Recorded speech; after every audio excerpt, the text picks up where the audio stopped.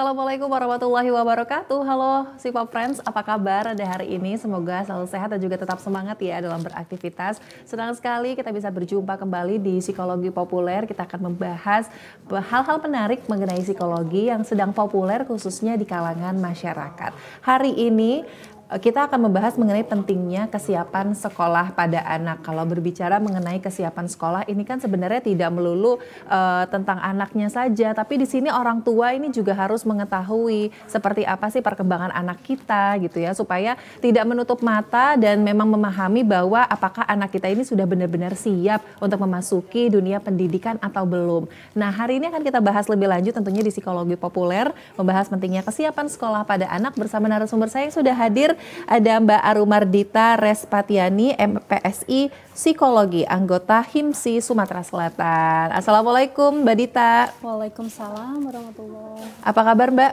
Selalu sehat harus. Selalu sehat ya, alhamdulillah di tengah aktivitas yang padat juga pastinya ya, luar biasa. Mbak Dita, hari ini kita bahas mengenai pentingnya kesiapan sekolah pada anak. Pasti itu sangat penting ya, dan itu yang perlu diketahui oleh orang tua, khususnya di zaman sekarang yang mungkin kebanyakan ingin berlomba-lomba, merasa berlomba-lomba supaya apakah anak saya ini sudah bisa masuk sekolah secepat mungkin, padahal ternyata ada kesiapan dan ada waktu tertentu nih, khususnya untuk anak. Dan pemirsa di rumah juga bisa bergabung bersama kami melalui telepon interaktif di 0711 311 454.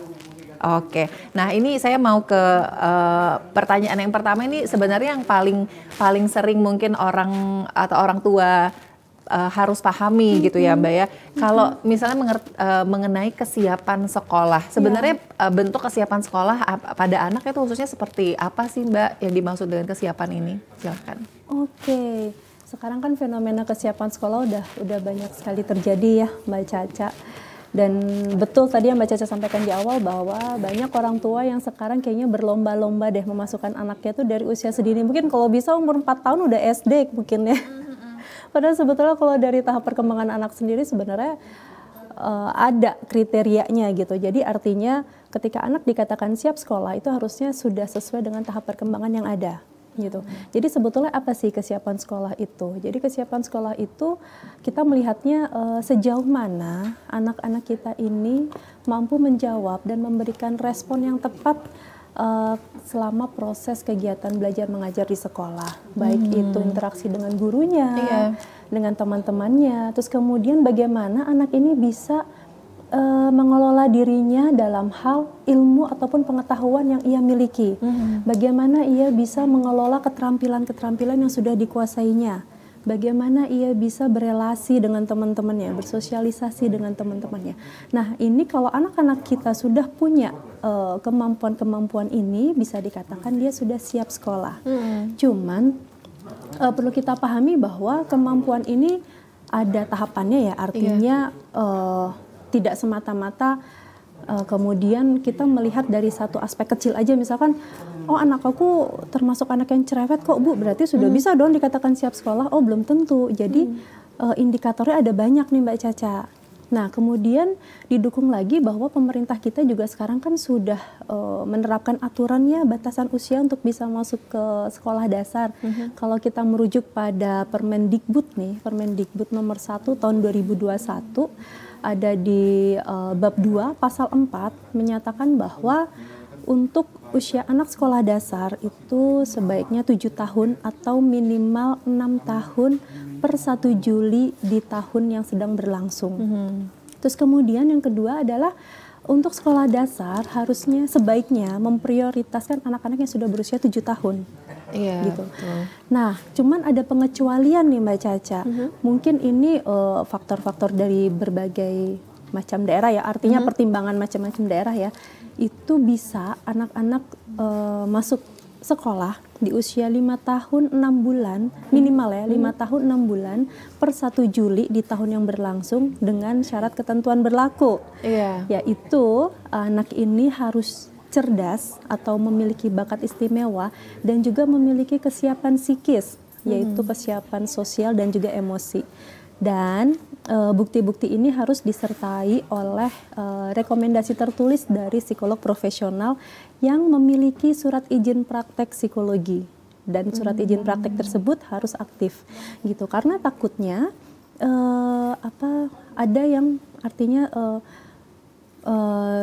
bukan ini tidak, artinya gini, dia seorang psikolog tapi surat izinnya tidak ada atau mungkin tidak aktif. Jadi kami dari HIMSI juga tidak bisa memantau gitu. Betul. Sejauh mana validitasnya, kredibilitasnya. Jadi saya sarankan kepada orang tua PsychoFriends sebaiknya carilah psikolog-psikolog profesional yang memang memiliki SIPP, surat izin praktek, dan juga itu aktif. Bisa kok kita searching lewat websitenya HIMSI. Dari websitenya HIMSI kita bisa memantau lah bisa ya, memantau, supaya betul. nanti kalau misalnya memang mau ikut tes ataupun mau ada konseling itu tidak salah gitu ya. Betul, terhadap. betul. Oke, nah ini kalau kesiapan sekolah artinya memang sebenarnya sudah diatur juga oleh pemerintah ya tadi melalui Permendikbud nomor 1 tahun 2021. Nah sebenarnya pasti kan dalam adanya sebuah aturan itu pasti ada faktor-faktor juga yang mempengaruhi nih supaya memang anak ini kenapa sih siap untuk masuk sekolah itu di usia itu gitu. Sebenarnya faktor-faktornya apa aja nih Mbak Dita?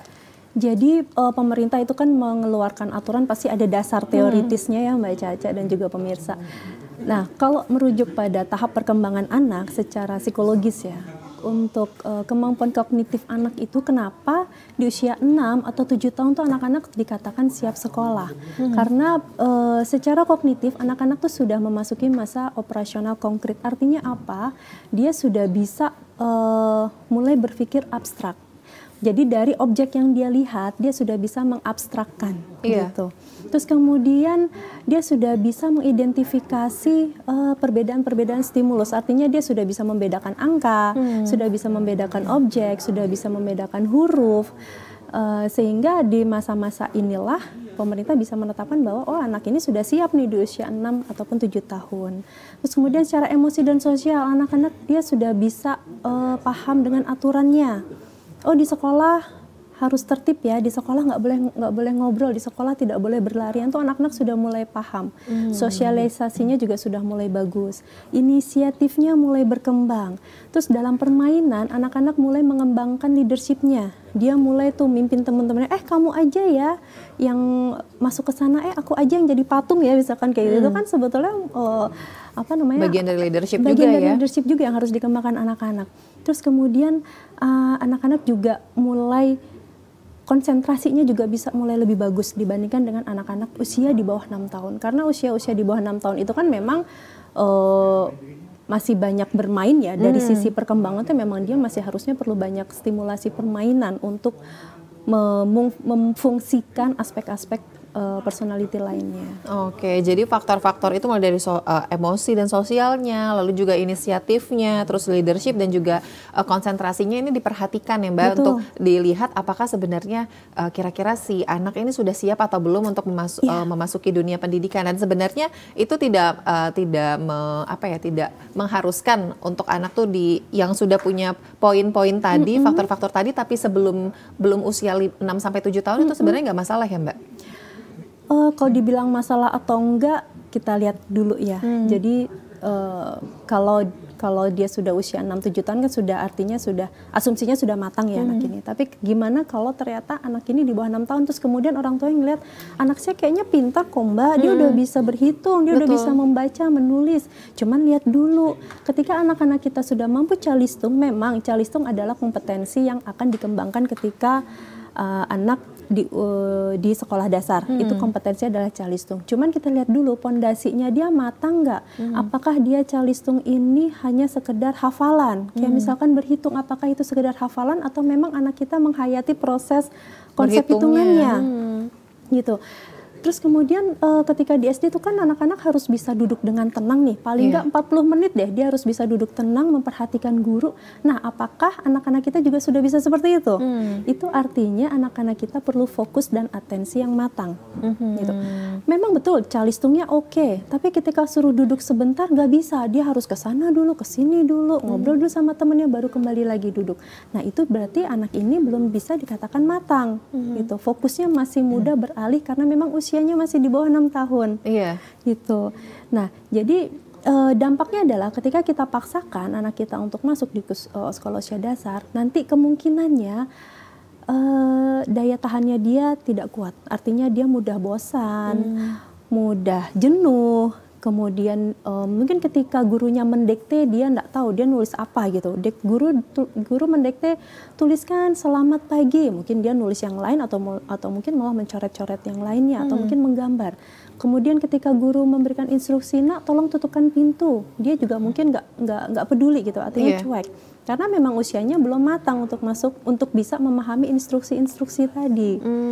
Gitu. Jadi untuk itu ketika kita sebagai orang tua ingin memutuskan anak kita masuk di sekolah dasar dengan usia di bawah 6 tahun, itu tadi syaratnya harus datang ke psikolog, melakukan pemeriksaan apakah anak ini memang siap sudah atau siap enggak, atau tidak gitu. Karena psikolog pasti punya penilaian tersendiri ya Mbak ya, supaya orang tua ini bisa lebih jelas lagi. Nah, kalau kita berbicara tentang kondisi saat ini gitu ya, orang tua ini kan pasti mereka mungkin punya semangat tersendiri ya, khususnya untuk memasukkan anak ke sekolah gitu. Terkadang melihat anak orang lain, ini sebenarnya kita satu angkatan atau gimana gitu, anaknya mungkin seumuran, ngelihat orang lain tuh punya prestasinya tersendiri, lalu memaksakan juga nih si anak nih, mulai dari seperti tadi kan, karena faktor lingkungan, semuanya sudah masuk sekolah dasar, padahal sebenarnya anaknya belum mampu, belum siap, usianya juga belum masuk, tapi tetap dipaksakan. Itu gimana nih Mbak Dita?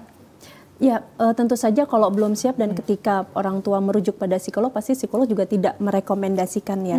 Cuman sebagai seorang psikolog profesional kan memang harus objektif Mbak Caca. Betul. Jadi kemungkinan ketika laporan hasil itu sudah keluar, maka itu akan dikembalikan lagi ke orang tuanya. Gitu. Jadi psikolog sudah memberi informasi, memberi wawasan bahwa anak ini belum direkomendasikan dengan beberapa banyak pertimbangan. Cuman kembali pada orang tua, apakah orang tuanya ini obsesif untuk memasukkan anaknya karena merasa tersaingi tadi kompetisi, atau memang orang tuanya lebih memikirkan perkembangan anak? Ya karena perkembangan anak itu kan berbeda satu sama lainnya ya. Jadi ada anak yang lebih cepat dewasa, ada anak yang memang masih cranky, masih manja walaupun usianya 6 tahun. Dan itu balik-balik lagi pada pola pengasuhan. Balik-balik lagi ke pola pengasuhan. Betul. Nah, ini kan kalau untuk masuk sekolah dasar seperti yang tadi Mbak sampaikan ada usia 6-7 tahun, tapi mungkin kalau untuk di Indonesia ataupun untuk di Sumsel sendiri kebanyakan itu pasti normalnya di 6 tahun 6 ya. tahun. Nah, di sini kan 7 tahun sebenarnya juga karena dia waktunya sudah matang, mungkin dia bisa maksimal sebenarnya ya mengikuti kegiatan belajar mengajar. Tapi di sini mungkin orang tua banyak yang worry nih Mbak. Aduh, kalau dia saya masukin usia 7 tahun, teman-temannya bergaulnya sama anak yang usia 6 tahun, dia telat 1 tahun nih gitu kan ya, lebih tua 1 tahun umurnya, berpengaruh nggak sebenarnya gitu Mbak? Nah, itu gimana tuh punya ada orang tua yang pola pikirnya seperti itu? Sebetulnya usia 6 tahun dan 7 tahun itu perkembangannya sih sebetulnya 11-12 ya. Artinya secara garis besar ya sama, relatif sama. Berbeda halnya ketika anak 5 tahun kita gabungkan dengan anak 6 tahun atau 7 tahun, itu baru kelihatan ada kesenjangan di situ gitu.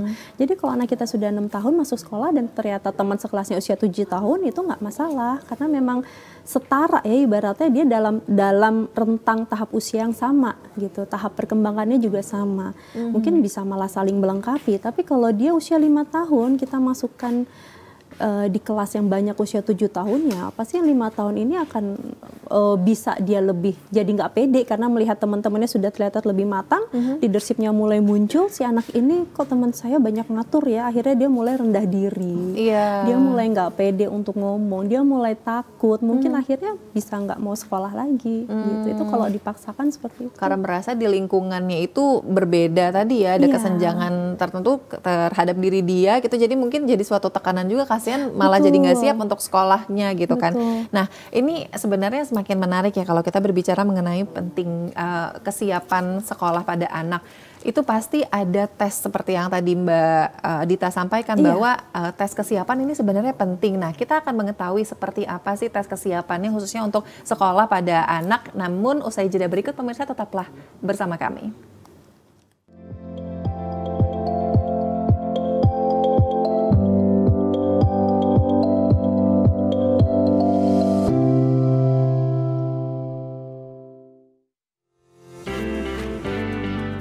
Oi Mang, cak mana? Milu lah dekat ini. Lado pencalon pemimpin untuk pilihan kita nih. Aduh lah Mang, kalau kamu? Ay, ado. Kan kita nih sesuai hati nurani itulah. Kalau aku masih bingung untuk kepemilian nih. Kalau aku baca dari visi misinya kayaknya bagus-bagus galau. Rakor kalau itu. Mau pilih gitu. Nah, tunggu dulu Mang. Assalamualaikum. Waalaikumsalam. Ya lemak ngobrol lu. Ya, apa kabar sehat? Alhamdulillah. Yang aku nanyo dengan kamu itu, kamulah mesti kelum.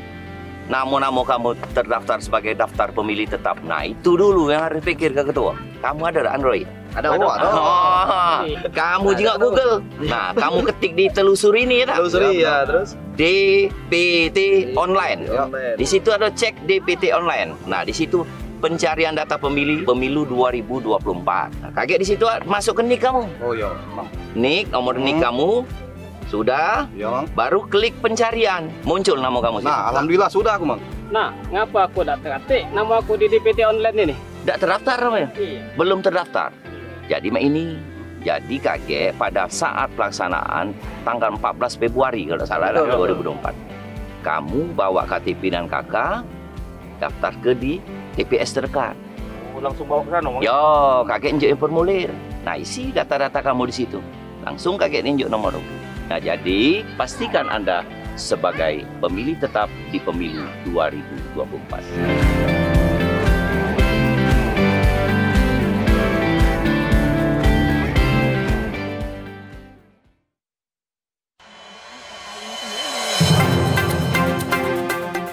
Banyak sekali teknologi berbasis kecerdasan buatan yang bisa kita manfaatkan. Menyajikan isu-isu aktual, sosialisasi kebijakan yang menyangkut kepentingan publik. Artinya memberikan ruang kepada peserta didik untuk berkembang sesuai dengan keinginan mereka, sesuai dengan passion mereka, bakat dan minat mereka. Semuanya bisa Anda simak dalam dialog suara Sriwijaya. Setiap orang mempunyai kesempatan ya untuk berpartisipasi dalam politik atau menjadi pengurus politik. Dengan menghadirkan narasumber yang berkompeten dari kalangan akademisi, tokoh masyarakat, maupun birokrasi. Pencegahan dilakukan dengan cara mendeteksi potensi-potensi korupsi dan kemudian dari deteksi itu maka akan terlihat hal-hal apa yang perlu dilakukan perbaikan. Suara Sriwijaya setiap hari Selasa, Rabu, pukul 14 waktu Indonesia Barat.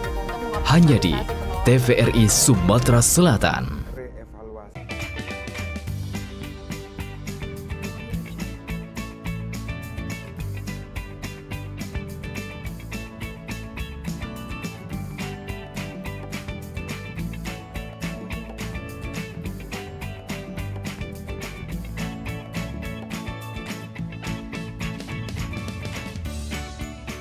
Gimana? Bersih dan jernih kan siarannya? Jangan khawatir, semua ini gratis. Tidak perlu beli kuota internet dan nggak perlu biaya berlangganan. Bagi kamu yang masih menggunakan TV analog, cukup dengan satu langkah mudah. Untuk televisi yang sudah siap digital, cukup scan ulang siaran TV kamu untuk menangkap siaran TV digital. Banyak pilihan programnya, bersih gambarnya, jernih suaranya, dan canggih teknologinya. Ayo, kita beralih ke siaran televisi digital.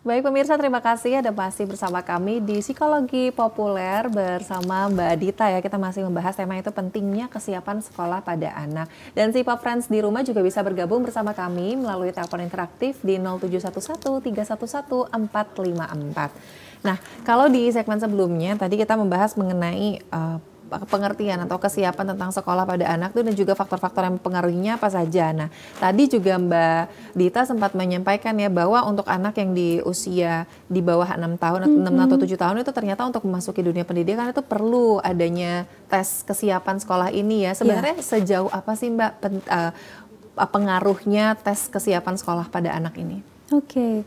Jadi sebetulnya salah satu tujuan diadakannya tes itu kan untuk melihat atau mengidentifikasi apakah ada gangguan perkembangan ataupun adanya gangguan kesulitan belajar yang dialami oleh anak. Ketika anak itu sudah berusia 6 atau 7 tahun kan tidak perlu menggunakan surat rekomendasi dari psikolog. Tapi bagaimana ketika anak ini di bawah usia 6 tahun gitu. Perlu adanya pemeriksaan ini. Oke. Ini kita angkat telepon dulu ya Mbak Dita ya, nanti dilanjutkan lagi. Halo. Halo. Selamat sore. Iya, Psikologi Populer TVRI Sumatera Selatan, dengan siapa di mana? Dengan Rosalia, Mbak. Oke, baik, silakan. Prabu Muli. Di Prabu Muli. Silakan pertanyaannya, Mbak. Kepada Ibu psikolog, pertanyaan saya adalah bagaimana peran orang tua dalam mempersiapkan anak-anak secara emosional dan mental untuk memasuki fase sekolah. Oke, itu aja Mbak Rosalia? Itu saja, Mbak. Terima kasih. Oke, terima kasih juga. Ini bagaimana orang tua mempersiapkan emosional dan juga mental anak ya untuk masuk ke sekolah. Nah, silahkan nih Mbak dijawab. Ini kira-kira perlu dijawab sekarang atau nanti nunggu segmen berikutnya? Boleh langsung saja dijawab ya? Aja nggak apa-apa. Peran orang tua memang penting banget ya, Ibu Rosalia tadi. Iya, Ibu Rosalia itu memang penting banget. Jadi memang orang tua harus full support nih kepada anaknya. Gitu.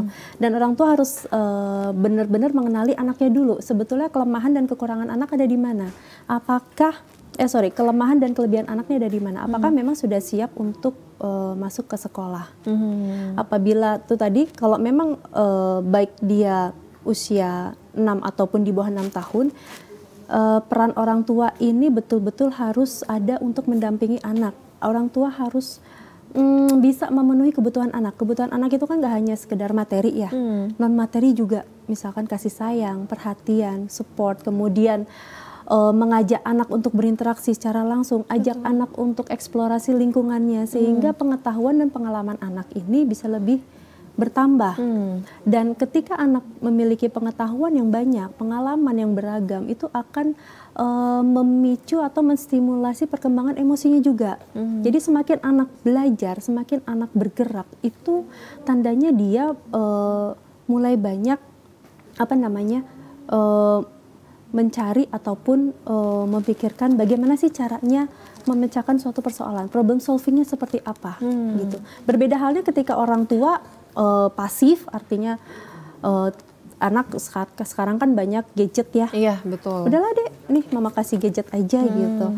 Nah, dengan gadget ini kan sebetulnya stimulasi yang diperlukan anak kan gak hanya sekedar gadget ya. Artinya orang tua di sini memang benar-benar harus mengarahkan apa yang harus dilakukan anaknya. Oh ini loh nak, kita ikut les ini yuk, atau kita ikut kita berkebun yuk misalkan gitu. Nah, ayo kita merapikan kamar yuk, kita beresin mainan sama-sama.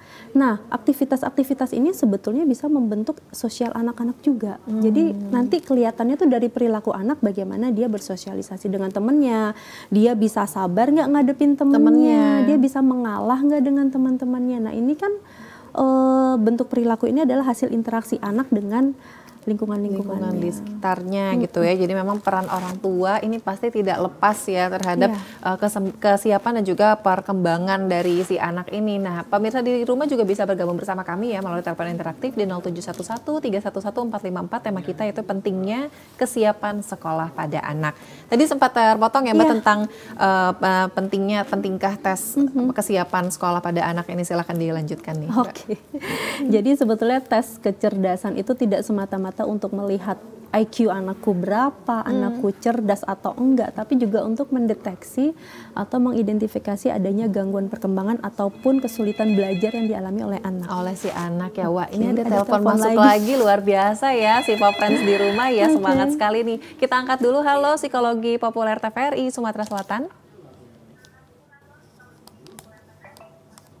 Halo. Halo, selamat sore Mbak. Iya, dengan siapa di mana Ibu? Saya Bu Ruli di Plajo Mbak. Oke, baik Ibu Ruli. Silakan pertanyaannya untuk Mbak Dita, Ibu Ruli. Oh ya, makasih Mbak ya. Iya. Selamat sore Ibu psikolog ya. Saya ingin tanya Bu ya, saya punya tetangga. Kedua suami istri itu orang yang tidak berpendidikan tinggi, mungkin SD pun nggak lurus ibu bapaknya, tapi dia punya kemampuan yang terbatas. Anaknya disekolahkan, tapi kontrolnya kurang karena dia mau mencari makan juga, tapi yang penting anak itu sekolah. Nah, setelah dia kelas 1 SMA, hasil pergaulan lingkungan dia mungkin kurang sehat, kurang perhatian orang tua, sehingga ikut yang tawuran segala macam itu. Nah, sehingga terjadilah penangkapan segala macam, sehingga orang tuanya dibuat susah. Nah, sekarang karena orang tua ini ya namanya anak ya, padahal kalau dipikir coba biarin aja supaya efek jerah, tapi dia nggak tega. Sekarang diberhentikan dari sekolah yang lama, mau masuk ke sekolah yang baru, kayaknya susah ya, karena mungkin surat pemberhentiannya gimana ya, kurang tahu. Nah, jadi kalau menurut Ibu psikolog, gimana untuk dari pihak pemerintah untuk menghadapi anak-anak yang suka tawuran ini supaya dia bisa bersekolah sama seperti anak-anak yang lain ya. Nah, mohon petunjuk. Nah, untuk itu aja. Terima kasih, Bu. Baik. Assalamualaikum. Waalaikumsalam warahmatullahi wabarakatuh. Terima kasih Bu Ruli di Pelaju ya, boleh nih langsung dijawab ya bagaimana kira-kira mungkin apakah ada problem solve-nya. Silakan. Ya, untuk Ibu Ruli ini case-nya lumayan berat juga ya. Lumayan berat ya. Dan pasti dilema untuk orang tua. Cuman tadi pertanyaan Ibu Ruli kalau nggak salah saran untuk pemerintah ya. Iya, saran untuk pemerintah. Nah, kalau untuk pemerintah saya rasa pemerintah sudah punya kebijakan dan ini sudah wewenang pemerintah. Cuman di sini saya akan memberikan respon terkait dengan psikologinya bagaimana atau mungkin peran orang tua harus seperti apa ke anak ini gitu. Memang tidak bisa dipungkiri bahwa orang tua pasti harus bekerja untuk kehidupan keluarga cari nafkah untuk anak-anaknya. Cuman konsekuensinya adalah ketika orang tua sibuk bekerja, akhirnya anak-anak ini kurang perhatian. Dampaknya adalah itu tadi bisa sampai ke bullying, kenakalan remaja. Sebetulnya anak-anak ini hanya mencari lingkungan ataupun zona yang itu nyaman untuk mereka gitu. Karena anak-anak ini melihat di rumah, kita tidak berbicara benar atau salah ya, tapi kita lihat, kita telusuri dulu sebetulnya dari persepsi orang tua dan persepsi anak. Nah, anak ini melihat bahwa di keluarganya orang tuanya sibuk, sementara kan dia masih perlu teman ngobrol, teman curhat, masih perlu ada yang memperhatikan dia, ada sosok teman di rumah gitu. Sementara dia melihat orang tuanya sibuk. Akhirnya apa? Dia akan mencari lingkungan yang itu nyaman untuk dia. Dan ternyata dia dapat lingkungan yang nakal, tanda kutip tadi ya, yang suka tawuran, kemudian bolos sekolah. Karena bagi mereka aktivitas-aktivitas ini adalah aktivitas yang menyenangkan, tidak perlu berpikir, nggak perlu susah, yang ada yang happy. Nah, di sini saran singkat saya sebenarnya, meskipun orang tua sibuk, coba berikan kualitas yang baik kepada anaknya. Artinya quality time ya, waktu yang berkualitas. Walaupun itu hanya 10 menit, hanya 15 menit, hanya setengah jam. Usahakan untuk hadir dengan anak, hadir secara fisik ataupun psikologis. Memang ketika sampai rumah pasti capek, inginnya tidur, atau mungkin ketika sampai rumah ngeliat anaknya nggak ngerjain PR atau dapat berita dari sekolah anaknya bolos sekolah, pasti yang muncul adalah emosi. Cuman harus kita lihat dulu dari persepsi anak tuh seperti apa. Mungkin dia memang kurang kasih sayang, pastinya itu.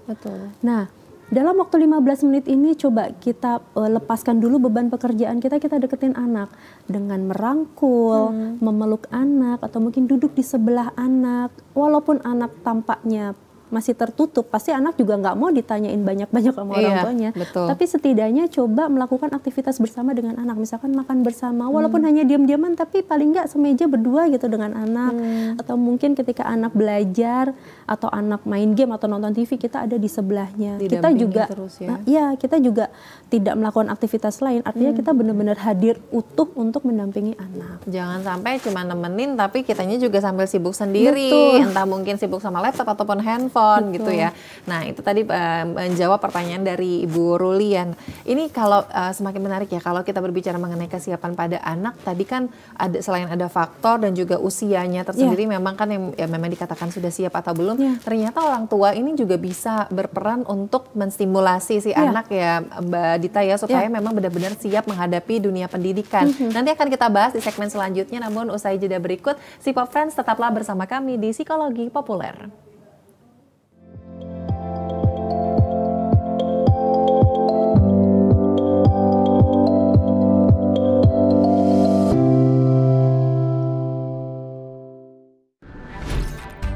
Halo semuanya, aku Modi, maskot TV Digital Indonesia.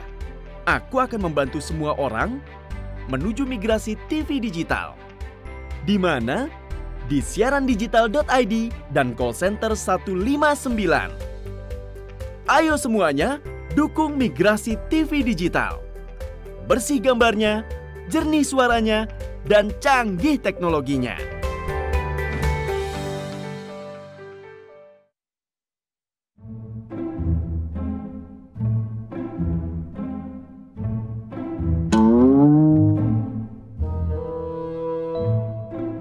Wak, kopi susu wak si kau wak. Banyak ke susunya wak. Tenang weh, gak aku bayar. Ay, lapang, caknya kopi susu. Berapa nih Anoy dapat duit dari calon yang kamu dukung tuh? Biasa weh lur. Jangan ke kopi susu lur. Motor baru lagi pacar aku beli. Makanya melo aku mana lemak. Sukseskan pemilu 2024 melalui tahapan pemilu berikut ini. Masa kampanye tanggal 28 November 2023 hingga 10 Februari 2024. Masa tenang tanggal 11 hingga 13 Februari 2024. Nak kemana? Pemungutan suara. Nak kelebu apa? Nonton itu nah TV. Pemilu lah tak lama lagi. Jangan basing-basing bae nak milih. Mentang-mentang ada duitnya. Tak taunya kalau lah jadi pemimpin, kita yang saro. Nah, jadi cak mano? Nah, sudah sini. Ayo sini. Kamu berdua tuh sini dulu. Makanya kita tuh jangan tergiur dengan politik uang. Mari kita cerdas dalam memilih. Ingat tanggalnya dan gunakan hak suaramu.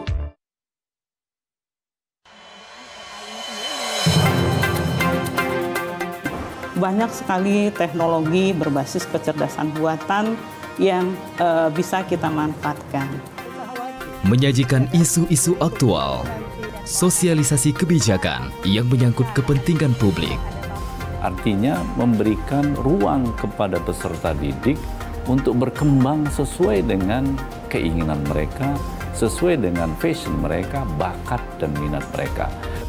Semuanya bisa Anda simak dalam dialog suara Sriwijaya. Setiap orang mempunyai kesempatan ya untuk berpartisipasi dalam politik atau menjadi pengurus politik. Dengan menghadirkan narasumber yang berkompeten dari kalangan akademisi, tokoh masyarakat, maupun birokrasi. Pencegahan dilakukan dengan cara mendeteksi potensi-potensi korupsi dan kemudian dari deteksi itu maka akan terlihat hal-hal apa yang perlu dilakukan perbaikan. Suara Sriwijaya setiap hari Selasa, Rabu, pukul 14 waktu Indonesia Barat. Hanya di TVRI Sumatera Selatan.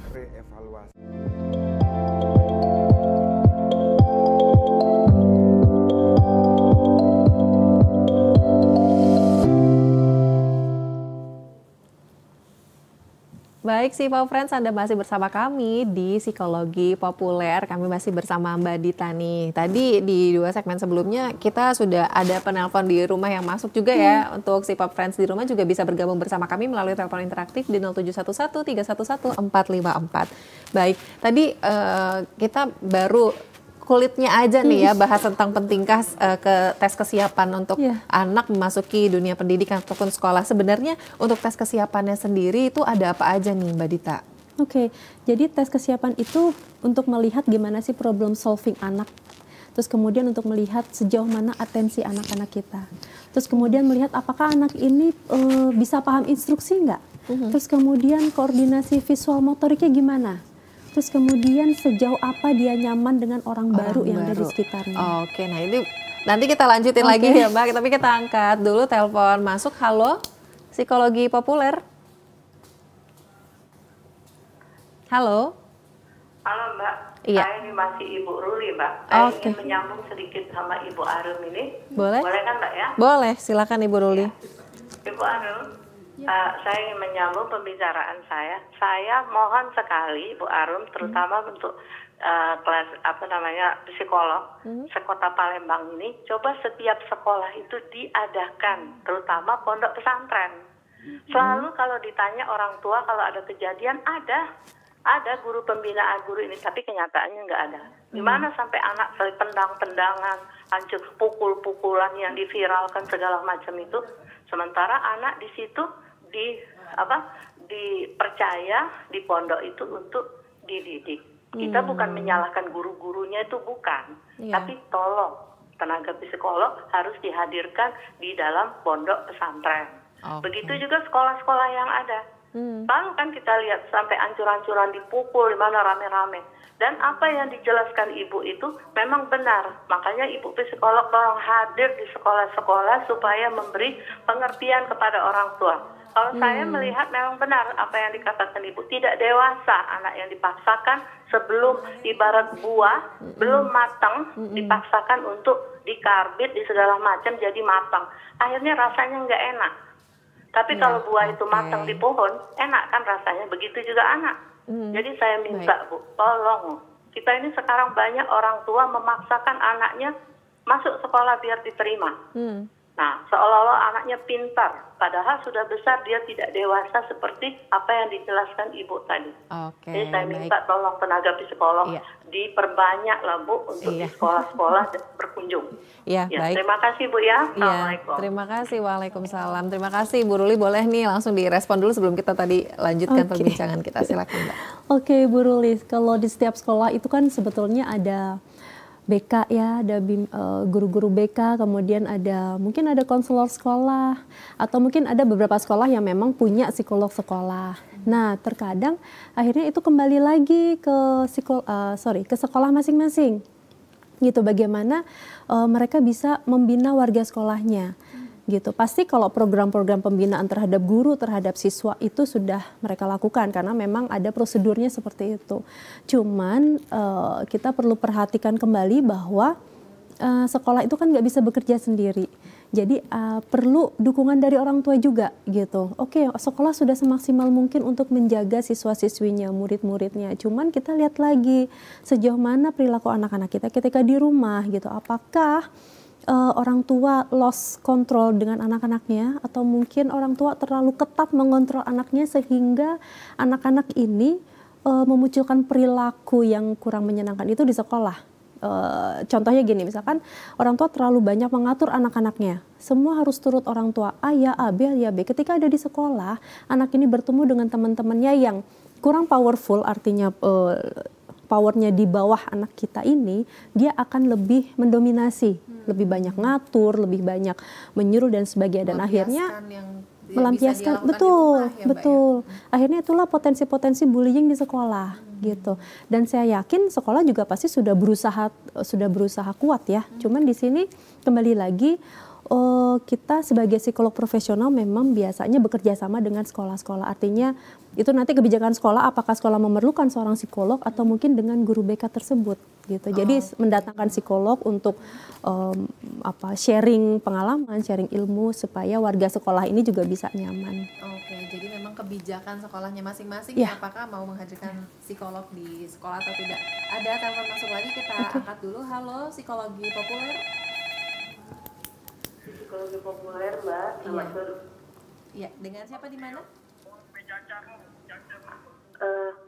Mau nanya sama Ibu psikolog, bagaimana mengatasi kecemasan atau ketakutan yang mungkin dialami anak-anak sehubungan dengan memasuki lingkungan sekolah yang baru. Oke, bagaimana? Dan yang kedua, apakah terdapat praktek yang terbaik yang dapat diterapkan oleh masyarakat ataupun keluarga untuk mendukung kesiapan anak-anak menuju sekolah? Terima kasih, Bu. Oke, baik ya. Ini kalau kita berbicara tadi ada dua pertanyaan ya, mulai dari ketakutan anak-anak terhadap tadi dunia pendidikan, dan juga praktek terbaiknya nih untuk mendukung ya si anak ini seperti apa. Tapi jangan dijawab dulu, usai jeda berikut ya Mbak Arum dan pemirsa. Kami akan kembali, tetaplah bersama kami di Psikologi Populer.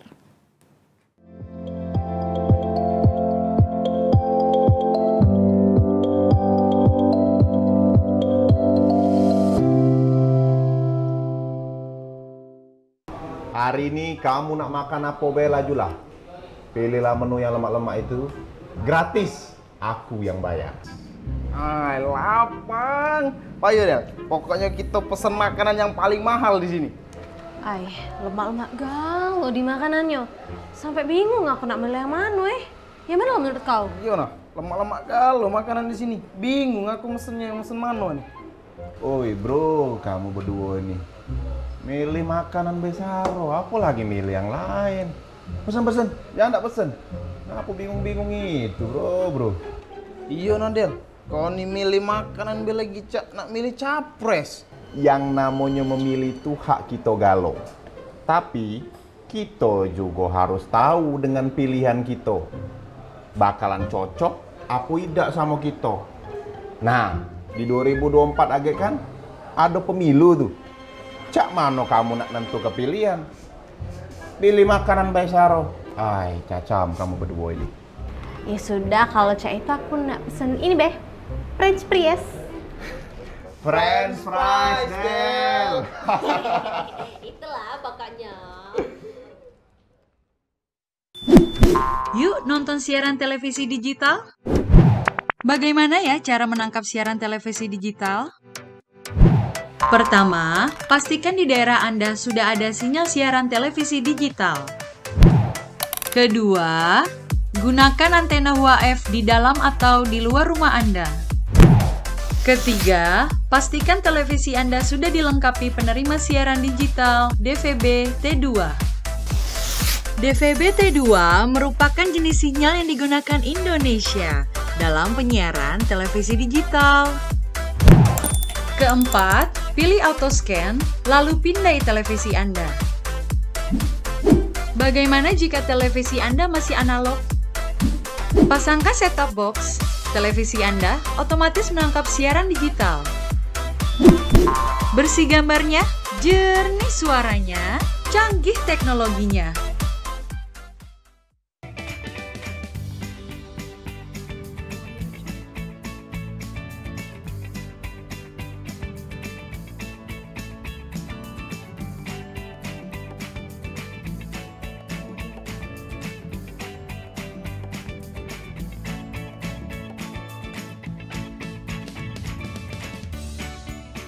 Gimana? Bersih dan jernih kan siarannya? Jangan khawatir, semua ini gratis. Tidak perlu beli kuota internet dan nggak perlu biaya berlangganan. Bagi kamu yang masih menggunakan TV analog, cukup dengan satu langkah mudah. Untuk televisi yang sudah siap digital, cukup scan ulang siaran TV kamu untuk menangkap siaran TV digital. Banyak pilihan programnya, bersih gambarnya, jernih suaranya, dan canggih teknologinya. Ayo, kita beralih ke siaran televisi digital.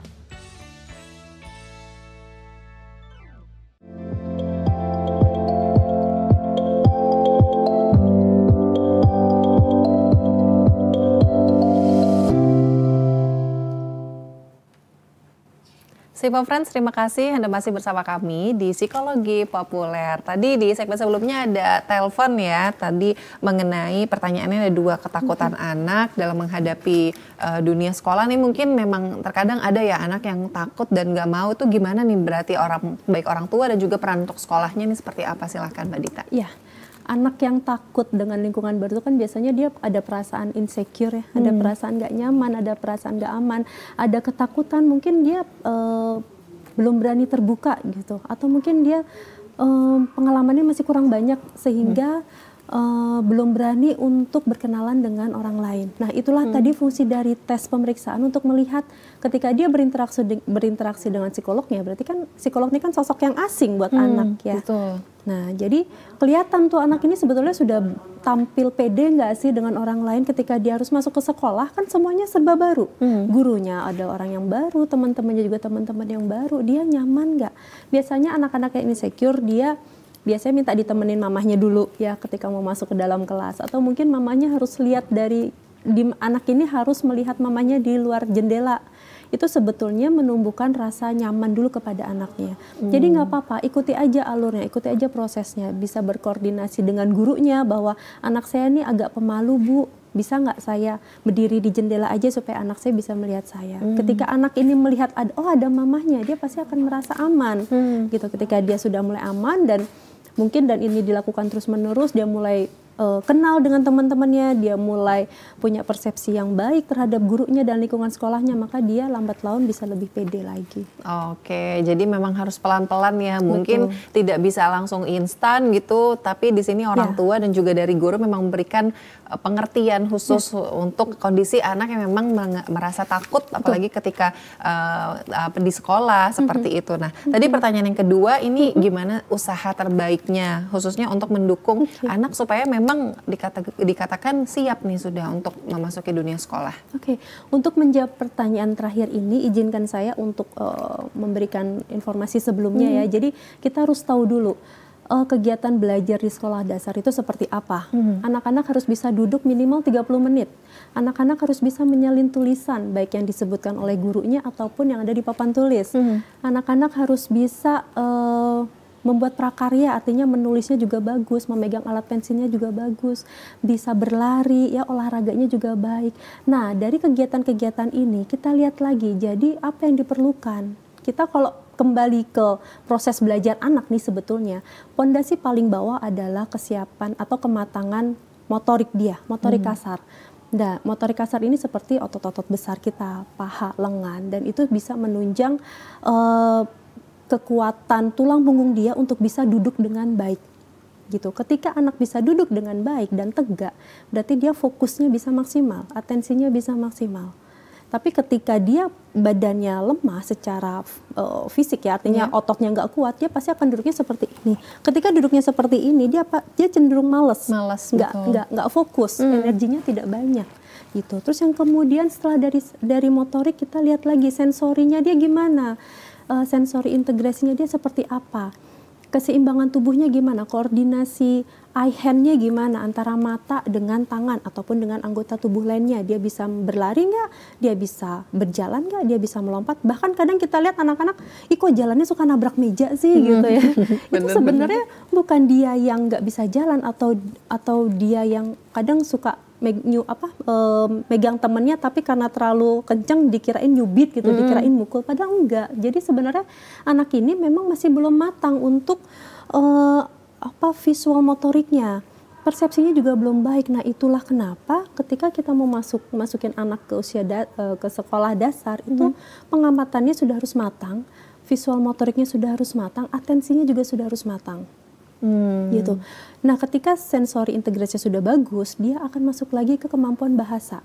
Kemampuan bahasa, bagaimana dia bisa memahami kata, bisa memahami perintah, kemudian gimana dia mengekspresikan kembali apa gagasan idenya. Terkadang anak itu nggak terbiasa ngomong, dia paham apa yang diomongin orang lain, tapi karena dia nggak terbiasa bicara, akhirnya dia nggak ngerti kata mana yang akan dia pilih. Betul. Itu kan akhirnya jadi hambatan juga ketika belajar.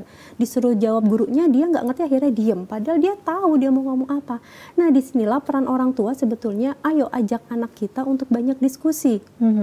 Jadi sedini mungkin jangan terlalu mengendalikan anak. Karena kalau anak terlalu banyak dikendalikan, inisiatifnya pasti terhambat. Ide-idenya juga nggak banyak. Akhirnya apa? Efeknya ketika dia masuk remaja, dewasa, dia jadi anak yang rigid, yang kaku. Nerima perubahan juga susah. Yang dia tahu hanya garis lurus aja. Dia nggak tahu harus ke kanan, harus ke kiri, dia nggak paham. Bahkan untuk mengambil keputusan pun juga ragu-ragu, apalagi yang berkaitan dengan diri sendiri gitu ya. Nah, ini mungkin menjawab tadi ya dua pertanyaannya. Nah, ini sebenarnya juga salah satu kasus yang sekarang sudah banyak juga kita lihat ya, baik itu di sosial media ataupun mungkin kita sudah tahu lah, bukan hal yang ditutup-tutupi lagi. Banyak orang tua ini yang anak saya usia 2 tahun sudah hafal huruf gitu ya, sudah hafal angka, sudah bisa berhitung sampai 100. Sebenarnya ini bagus atau enggak nih Mbak? Silakan. Di satu sisi ini suatu kelebihan anak kita, anak kita sudah bisa hafal hitungan, perkalian, pembagian, penjumlahan. Tapi ingat lagi, kita belajar itu bergerak. Jadi pondasi belajar itu ada berpikir, memiliki pengamatan yang baik, dan juga harus bergerak gitu. Dengan bergerak kita menghayati benar apa yang kita pelajari, nggak hanya sekedar hafalan. Salah satu contohnya misalkan hafalan Al-Quran.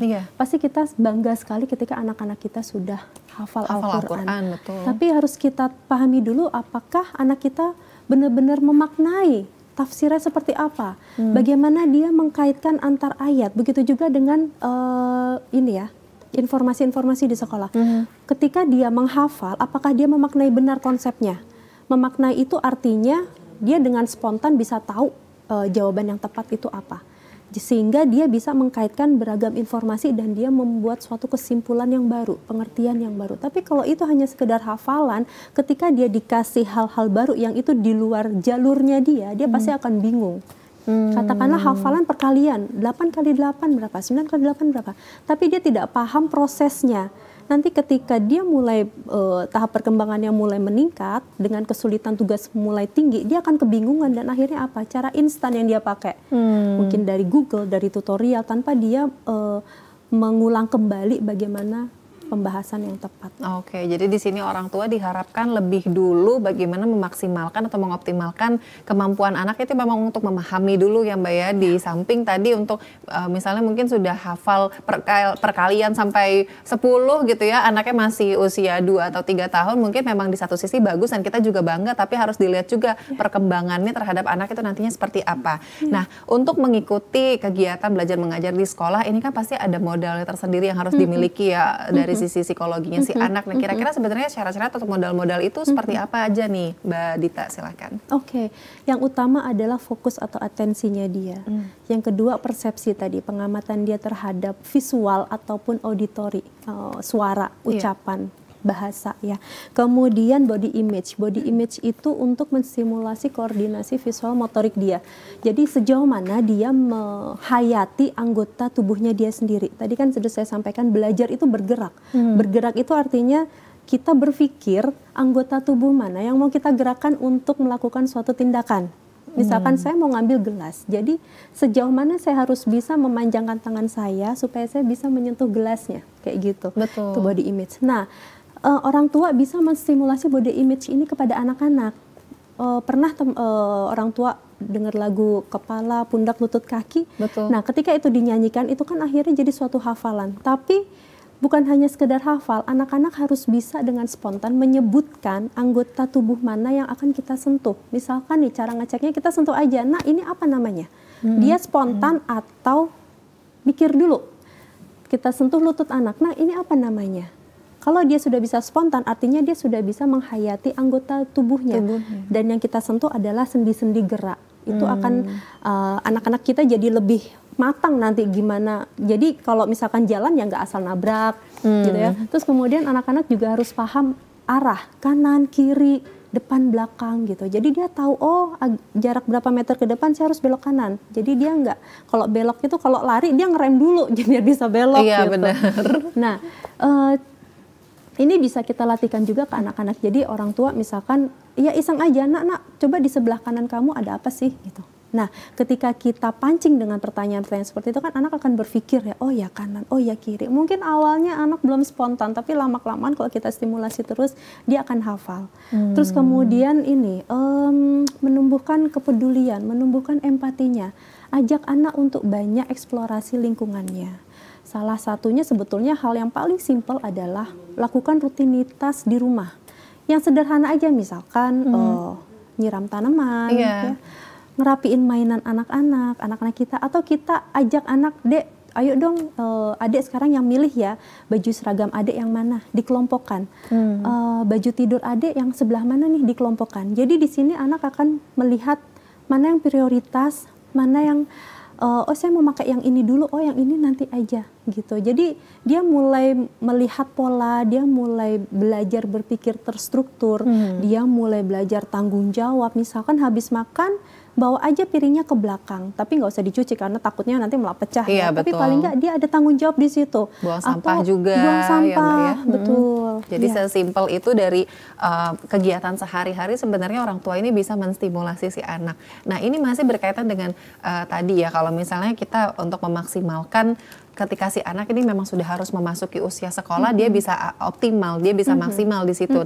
Tentu kan dari usia 0 sampai usia 5 atau 6 tahun kan orang tua yang berperan penting ya Mbak ya. Kira-kira sebenarnya yang paling tepat nih dari usia 0 sampai 1 tahun, saya nih harusnya mengajarkan apa sih? Mungkin usia 2 tahun tepatnya saya mengajarkan apa, itu boleh nggak Mbak? Apakah ada klasifikasinya tersendiri gitu? Silakan Mbak Dita. Ya. Klasifikasinya itu berdasarkan masing-masing usia perkembangan ya. Jadi kalau dari 0 sampai 2 tahun itu memang anak-anak masih berada di tahap perkembangan sensori motor. Artinya ya dia belajar mengenali anggota tubuhnya, dan kita juga mensimulasi anak-anak kita supaya anak-anak kita ini punya otot-otot yang kuat, punya motorik kasar dan motorik halus yang matang. Dengan apa? Bergerak. Jadi jangan malas untuk ngajak anak kita bergerak. Jangan malas untuk ngajak anak kita bercerita. Mungkin anak kita nggak ngerti apa yang kita omongin, tapi ingat, anak kita punya memori yang kuat. Dia akan paham. Jadi di otak dia ini udah banyak kosakata. Nanti ketika sudah waktunya dia sekolah, itu akan keluar semua. Tapi setidaknya dia sudah punya tabungan kata. Ya, dia akan menyerap itu dengan cepat sebetulnya. Jadi pesan saya, orang tua jangan malas untuk mendampingi anaknya. Jadi kalau dibilang cerewet ya cerewet. Cuman ini dalam hal positif ya, artinya banyak menceritakan, kemudian mengenalkan pada buku. Dari kecil kan ada buku bantal tuh dengan gambar-gambar yang eye catching. Nah, itu bisa dikenalkan ke anak-anak. Dan mungkin di usia 3-4 tahun di sini sudah mulai distimulasi dengan perintah-perintah gitu ya Mbak ya, perintah-perintah sederhana supaya memang nanti pada saat usia sekolah memang sudah benar-benar whole package-nya sudah paket lengkap lah seperti itu ya. Nah, sebelum kita menutup psikologi populer episode kali ini tentang pentingnya kesiapan sekolah pada anak, silakan nih dari Mbak Dita pesan-pesan khususnya untuk orang tua di rumah supaya anaknya memang bisa siap 100% memasuki dunia pendidikan. Oke, jadi untuk para orang tua yang punya anak-anak 6 tahun, usia SD ataupun usia TK, jangan terburu-buru untuk memasukkan anak-anak kita ke sekolah dasar. Kita lihat dulu perkembangannya ada di mana. Toh kalaupun usianya sudah cukup, dan biasanya orang tua punya warning kan, aduh anak saya udah 6 tahun, udah 7 tahun, tapi kok agak ini ya, akhirnya membuat kita cemas. Nggak apa-apa, anak ini tetap disekolahkan, cuman di situ kita lakukan pemeriksaan untuk mendeteksi ada apa dengan anak kita. Gitu. Terus kalau anak kita memang dikatakan belum siap untuk sekolah, ya jangan dipaksakan untuk sekolah. Gitu. Walaupun mungkin ada beberapa sekolah yang ya udah Bu, nggak apa-apa diterima dulu. Cuman kita harus lihat dulu konsekuensinya, yang merasakan adalah anak kita.